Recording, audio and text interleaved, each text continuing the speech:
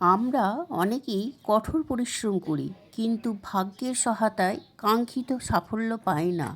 কিন্তু কেন পাই না জানেন? আজ আমি এই ভিডিওর মাধ্যমে সেটি বলবো। নমস্কার বন্ধুরা, পূজা পাঠ চ্যানেল থেকে সকলকে জানাই স্বাগত। আমি তন্দ্রাণী। শনিদেব হলেন ন্যায়ের দেবতা। তিনি যেমন কঠোর দণ্ড দেন, তেমনি সন্তুষ্ট হলে রাজযোগ প্রদান করেন। আজকের এই ভিডিওতে জানাবো, যারা এই নিয়ম মেনে চলেন তাদের সমস্ত বাধা দূর হয়ে যায় এবং সৌভাগ্যের উদয় হয়।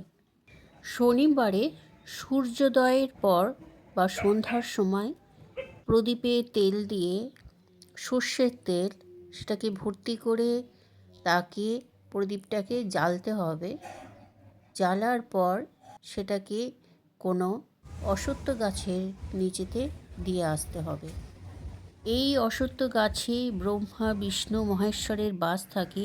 শনিবার এই গাছে জল অর্পণ করলেও সেখানে অত্যন্ত লাভজনক হয়। এতে আপনাদের দীর্ঘদিনের আটকে থাকা কাজ দ্রুত সম্পন্ন হয়। শনিবারে বজরংবলীর পূজা এবং প্রদীপ জ্বালিয়ে আমরা যদি সন্ধ্যার সময় বজরংবলী বা হনুমান চল্লিশা পাঠ করি, তাহলে মনে রাখবেন, যারা হনুমানজির ভক্ত, শনিদেব তাদের কখনো অনিষ্ট করেন না। বন্ধুরা, শনিদেব কেবল ভক্তি নয়, কর্মের স্বচ্ছতাও পছন্দ করেন। তাই শনিবারে কারোর সাথে মিথ্যা বলবেন না, কাউকে অপমান করবেন না।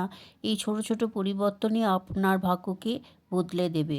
ভিডিওটি ভালো লাগলে শেয়ার করুন, কমেন্ট করুন এবং কমেন্টে লিখুন জয় শনিদেব, জয় মহারাজ।